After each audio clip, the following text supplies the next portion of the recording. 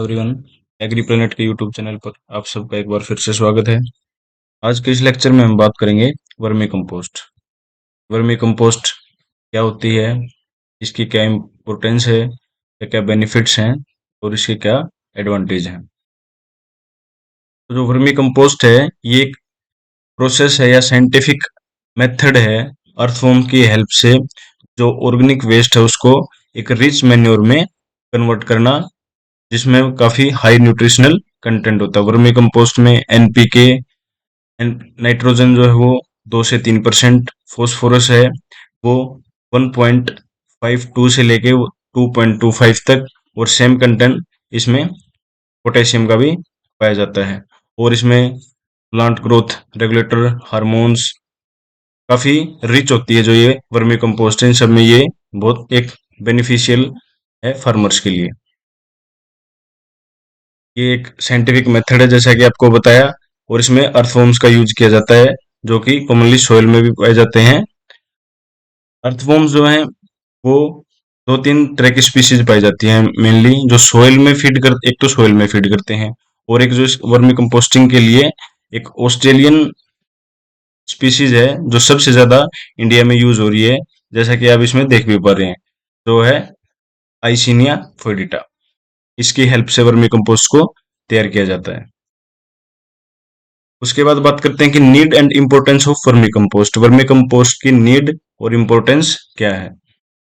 देखिए, जो अर्थवॉर्म्स हैं वो सोइल में मूव करते हैं, तो उससे क्या होगा, सोइल की जो वो उसको एरेशन और उसकी वाटर होल्डिंग कैपेसिटी वो सोइल की बढ़ेगी। वो सोइल के अंदर मूव करेंगे, जैसे हम अब प्लोइंग करते हैं, जिससे सोइल की फ्लो या स्लाइस जो है वो इजिली ब्रेक हो जाते हैं। तो वही काम क्या है, अर्थवॉर्म्स करते हैं, और इसीलिए अर्थवॉर्म को नेचर्स प्लोमैन भी बोला जाता है। वो जो है सोइल और सोइल को भी डाइजेस्ट कर लेते हैं, और उससे जो एक्सक्रीटा या जो उनके ड्रॉपिंग्स होते हैं वो काफी न्यूट्रिएंट रिच होती हैं, जो कि प्लांट्स के लिए काफी यूजफुल हैं, जिसमें सभी न्यूट्रिएंट्स पाए जाते हैं।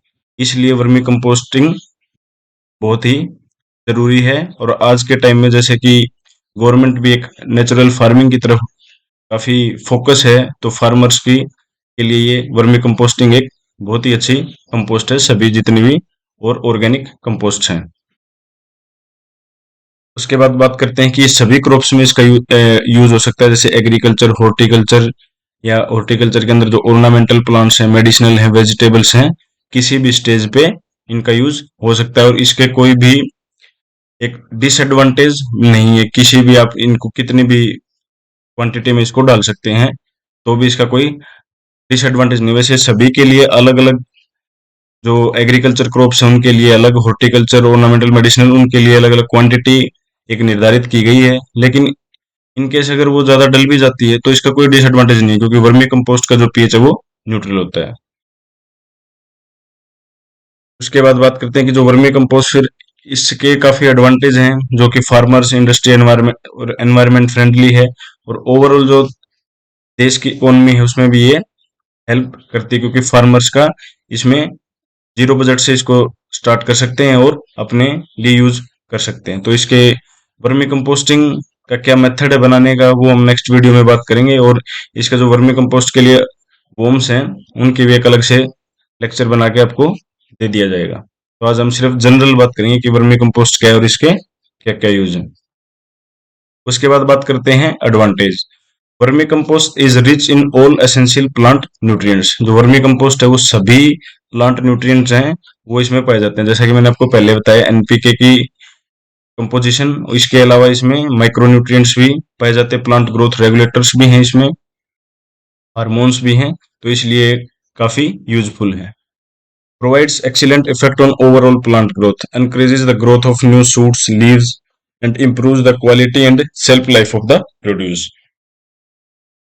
इसके बाद बात करते हैं vermi compost is free flowing, easy to apply, handle and store, and does not have bad odour. इसमें कोई गंदी स्मेल भी नहीं आती, इजिली हम इसको अप्लाई कर सकते हैं या इजिली स्टोर भी कर सकते हैं। इसमें कोई अलग से हमें कुछ करने की जरूरत इसमें नहीं होती। ये सारी चीजें हम नेक्स्ट लेक्चर में वर्मी कंपोस्टिंग जब बनाने के मेथड को देखेंगे उसमें बात करेंगे। अब इसके बेनिफिट्स क्या क्या हैं? देखिए, सोयल इंप्रूव सोयल एरेशन, जैसे मैंने आपको पहले भी बताया था कि अर्थवर्म्स क्या काम करते हैं, वो सोयल को नीचे ब्रो करते हैं, तो इससे ग्रोइंग करते हैं, तो इससे उसकी सोयल की एरेशन, वाटर होल्डिंग कैपेसिटी, इन सब काफी हेल्प मिलती है। अनरिचेज सोयल विद माइक्रो ऑर्गेनिज्म, जैसे एंजाइम्स, फोस्फेट एंड सेलुलोज, ये इसमें एनरिच होती है सोयल में काफी। ये जो वर्मी कंपोस्ट है ये ऐड करती है micro organisms. Microbial activity in worms casting is 10 to 20 times higher than in the soil and organic matter than that the worms ingest.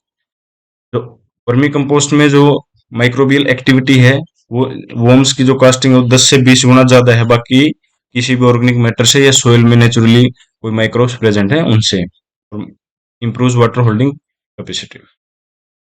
Plant growth. अब प्लांट ग्रोथ में enhances germination, plant growth and crop yield. It helps in root and plant growth, enriches soil with microorganisms, adding plant hormones such as auxin and gibberellic acid.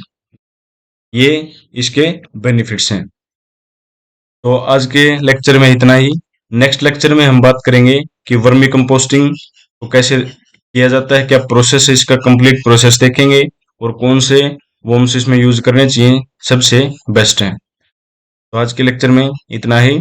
धन्यवाद। नीचे Telegram channel का link share कर दिया गया है, PDF आप वहां से ले सकते हैं, और कोई डाउट है तो आप कमेंट सेक्शन में कमेंट करके बता सकते हैं। धन्यवाद।